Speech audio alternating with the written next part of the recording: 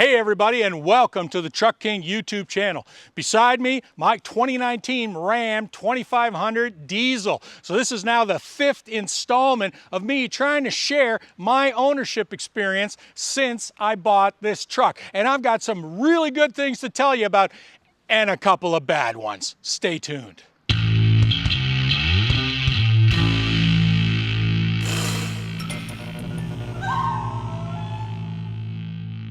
Okay, so beside me here, this is my Cougar X-Lite fifth wheel, 33 feet long, 10,000 pounds GVWR. Now, this is the reason that I bought this truck in the first place back in 2019. We were gonna go away that winter, COVID, yada, yada, you know the rest of that story. But this year, in March, we actually finally got to do that road trip. So we did about 10,000 kilometers from Ontario down to Port Aransas in Texas near Corpus Christi, and that was there and back. And I gotta say that long and the short of it, truck handled this trailer like it wasn't even there. It was a pleasure to drive. So much so, even my wife took a turn at the wheel whenever I got bored of those long stretches. So the hauling experience is exactly what I expected. The Ram does a great job. The Cummins diesel, you really can't beat it.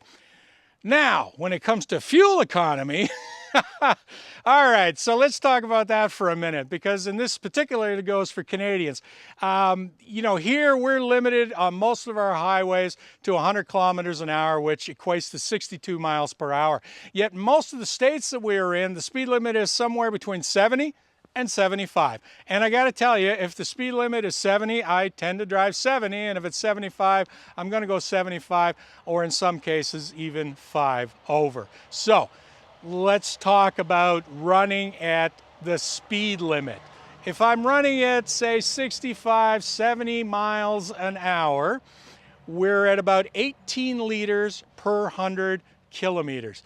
However, as the speed goes up, once you're getting up into that 75 mile an hour range, it's 20, 21 liters per 100. If you throw in a couple of hills and you start passing a couple of trucks and you're not paying attention, you're easily into 23, 24 liters per 100. And I'll get Steve to throw up the MPG here just so that you can see what that's about. So being the fuel prices spiked this last winter, I won't even tell you what it cost me to go there and back. However, to get out of the snow for the entire month of March, I was a happy guy.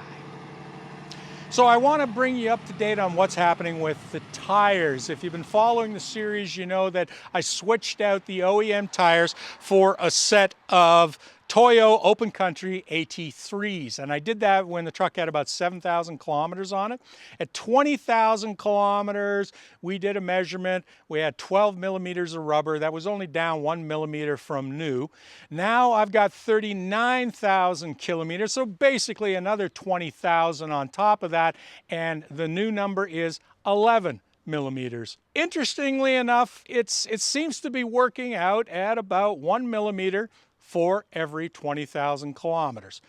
There's slightly more wear on the back tires than there is on the front tires, maybe a little under a third of a millimeter more on the back tires than the front tires. And other than that, I mean, we've had them through 2 summers now. We've had them through the winter, through the wet, the ice, the snow, and the long haul, and I'm very happy with these tires. So let's talk about the recalls. I've actually had 3 on this truck. Specifically, the Mickey Mouse one was for the wiper arms. They weren't torqued properly, so they fixed that. However, the electronic stability control also had a recall, which ended up being an ABS module being replaced. And then the big one, the high pressure fuel pump, the CP4 that came on this particular engine. And that in itself is a story, because yes, it's been replaced. However, they didn't tell me what it's been replaced with. And all the way along, the information has just been really, really hard to get. Long before I got the notice, I already knew there was a problem with that CP4 pump just from what was going on the internet.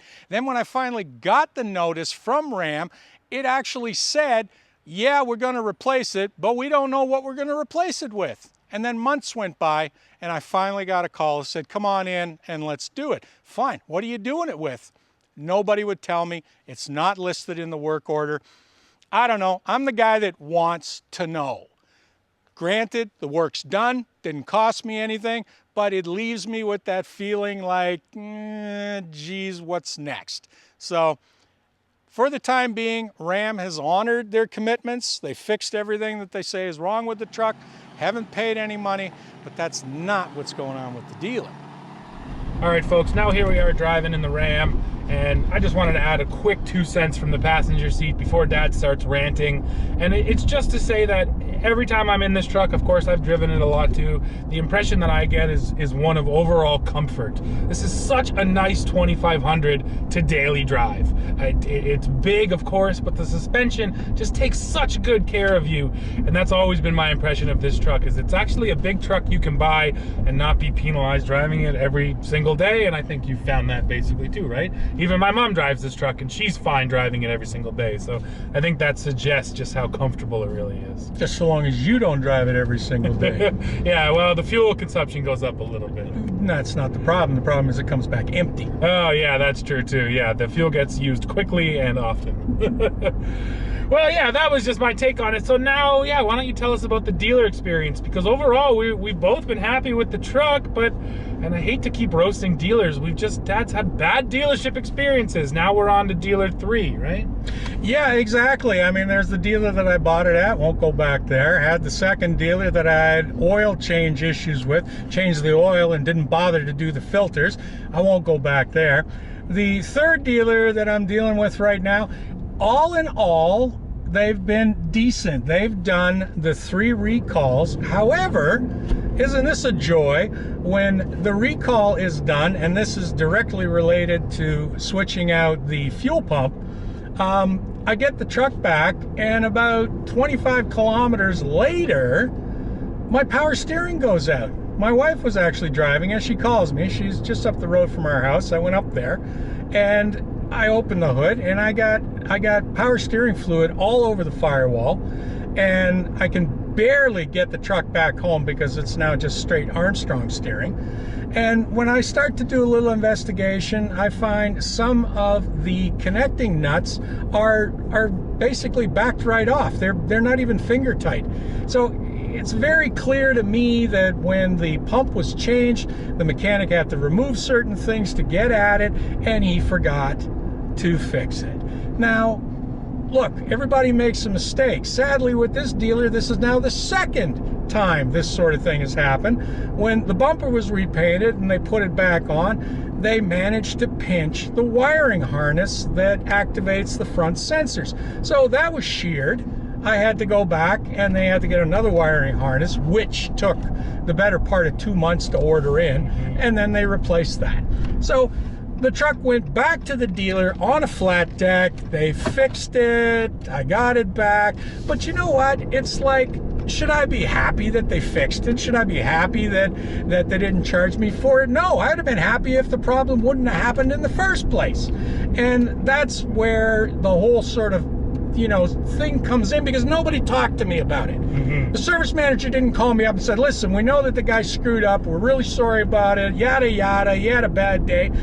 At least that would have been good. Instead, the very next day, my wife gets a call going, hi, how was your dealership experience? Did you have a good time? And my wife's a really sweet person. She goes, oh yeah, it was fine. I tried to grab the phone before she hung up because I was going to let them know that it wasn't fine. However, all I can say at this point is, this is not unique. Everybody watching, you've had that happen. And the one thing that I'm always going on about is, don't go back to somebody if they don't treat you properly. Thank goodness, if you live in a larger metropolitan area, there are a dozen dealers in my area, and I will keep going to one, and then after that I'll go to another, and I'll keep going until I find somebody that does the job and does it right, because I won't stand for this sort of nonsense. So that's Howard's rant for the day. Vote with your dollars. So that's about it for this one, folks. So what's the summary? 2 years in, I'm still pretty damn happy with my truck. Always wanted a Cummins, and I'm very happy with that engine. Now that the fuel pump issue is fixed, I'm hoping that that's the last I will ever hear of that. However, look forward to the next installment because, like a lot of guys, I bought that trailer and decided it was too small. So I've already put it up on the market. It's for sale, by the way. And I bought another one. Now I'm testing the limits because I've gone from 10,000 pound GVWR to about 13,000 GVWR. And now comes the whole issue of payloads. But hey, we'll get into that soon enough. So listen, thanks for watching. Go below, hit like, hit subscribe, become a member, join our channel, and I'll be back soon to tell you about more of my truck.